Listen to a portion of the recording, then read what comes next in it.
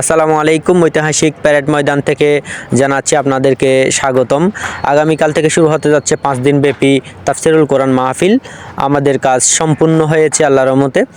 এখন রাত 1:21। এই প্যারেড ময়দানটি হলো মরহুম মাওলানা দেলোয়ার হোসেন সাঈদীর স্মৃতিবিজড়িত একটি জায়গা। মরহুম আল্লামা দেলোয়ার হোসেন সাঈদী জীবনের অনেক মাহফিল সে এই প্যারেড ময়দান থেকে করেছেন। আমার মতো অনেক মানুষের ইচ্ছা ছিল যে মরহুম দেলোয়ার হোসেন সাঈদীর মাহফিল শুনবে এই প্যারেড ময়দানে। হয়তো আমাদের কপালে নেই, আল্লাহ তাআলা আমাদের কপালে রাখেন নাই। আমরা সরাসরি তাকে দেখে মাহফিল শুনতে পারি নাই। ওনাকে দেখে এই প্যারেড ময়দানে উনার জীবনের অনেক মাহফিল উনি করে গিয়েছেন। সিনিয়রদের কাছে শুনেছিলাম যে তখন ইসলামের গণজোয়ার ছিল, ওনার মাহফিলে মানুষের ঢল ছিল, যেটা আমরা নিজের চোখে দেখতে পারি নাই, কিন্তু এখন দেখতে পাচ্ছি। তার পরবর্তীতে আমাদের মাঝে আরেকজন আল্লাহ তাআলা আমাদের কাছে প্রেরণ করেছেন, মাওলানা ডক্টর মিজানুর রহমান আজহারি। ওনার মাহফিলে মানুষের ঢল দেখা যাচ্ছে। মানুষ, বিশেষ করে ইয়াং জেনারেশন যারা আছে, তারা আসতেছে। আমরা আশা করি এই এই মাহফিলেও আমরা আশা করি সেই ধরনের মানুষের গণজোয়ার আমরা দেখতে পাবো ইনশাল্লাহ। এখানে মেডিকেল টিম গঠন করা হবে পার্ক বি হসপিটাল থেকে। যদি এখানে শ্রোতাদের মধ্যে কারো যদি কোনো শারীরিক সমস্যা হয়ে যায় হঠাৎ করে, বা কোনো অসুস্থ হয়ে যায়, তাহলে সাথে সাথে মেডিকেল টিম তাকে মেডিকেল সেবা দেবে। আরও বিভিন্ন সেবা বসতেছে অলরেডি এখানে। বিভিন্ন দোকানপাট এখনও বসতেছে, বিভিন্ন মালামাল নিয়ে আসতেছে বিক্রেতারা।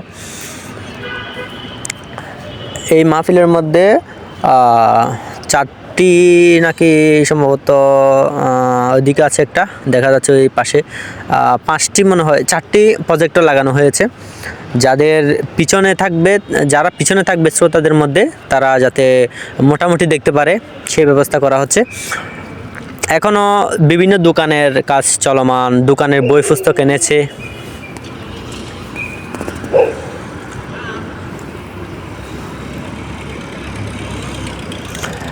একটা বিষয় খুব ভালো লেগেছে, সেটা হলো এখানে সুন্দর করে সবার জন্য উজুর ব্যবস্থা করা হয়েছে। একসাথে 400-500 মানুষ উজু করতে পারবে। আর একদম টয়লেটের ব্যবস্থা করা হয়েছে, ভ্রাম্যমাণ টয়লেট অনেকগুলো, একসাথে প্রায় 200-300 মানুষ টয়লেটে একসাথে যেতে পারবে, ওই রকম ব্যবস্থা করা হয়েছে। যেহেতু এখানে অনেক মানুষ হবে, সেহেতু ওইটাই চিন্তা ভাবনা করে এইসব ব্যবস্থা করা হয়েছে। বিভিন্ন দোকানে বই পুস্তক রেখে যাচ্ছে, হয়তো কালকে ওপেন হবে। যেহেতু কালকে প্রথম দিন, আগামীকাল আমি জানিয়ে দিচ্ছি, আগামীকাল তাফসির পেশ করবেন আব্দুল্লাহ আল আমিন হুজুর।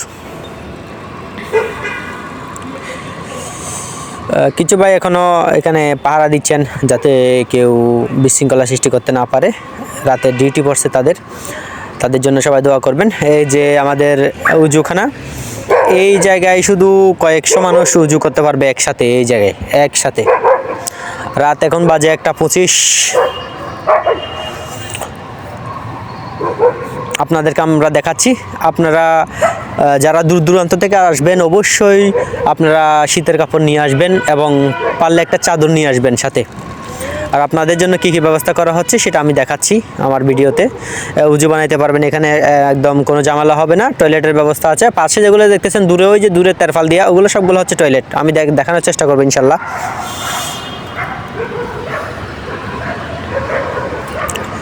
চারিদিকে কুকুরে চিল্লাচ্ছে। রাত বাজে 1:25, কাজ শেষ পর্যায়ে। এই যে পানির ট্যাঙ্ক বসানো হয়েছে, সবগুলো অস্থায়ীভাবে ব্যবস্থা সুন্দর করা হচ্ছে। বাকিটা আল্লাহর হাতে।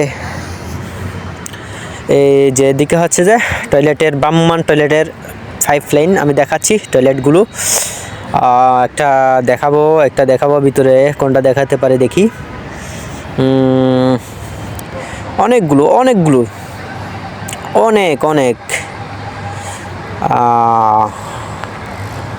একটা দেখানো যায় ভিতরে কি অবস্থা, দেখা যাক।